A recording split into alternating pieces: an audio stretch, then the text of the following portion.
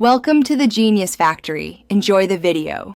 You start by creating a clear baseline, run a speed test on a wired device, then repeat on Wi-Fi at peak and off-peak times. Once done, reboot the modem and router and recheck numbers. This isolates transient issues. Make sure to inspect coax and Ethernet cables for damage and confirm the plan's advertised Mbps versus measured results.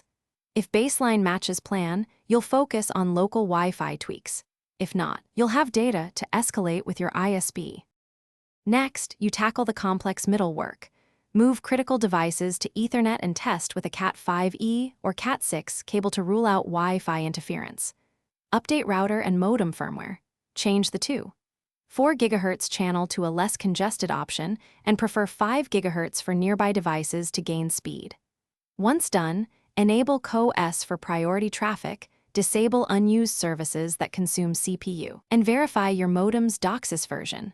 Older DOCSIS will cap top speeds and may require hardware replacement. Finally, you complete the upgrade path. If optimized local setup still misses targets, upgrade your plan or replace modem/router with models rated above target Mbps. After every change, run tests and document Mbps, latency, and test conditions so you can compare. Make sure to schedule any ISP technician if signals or provision speeds look wrong. If things go wrong, a key troubleshooting step. Bypass the router and test the modem directly. Check modem logs for errors, then escalate with documented measurements.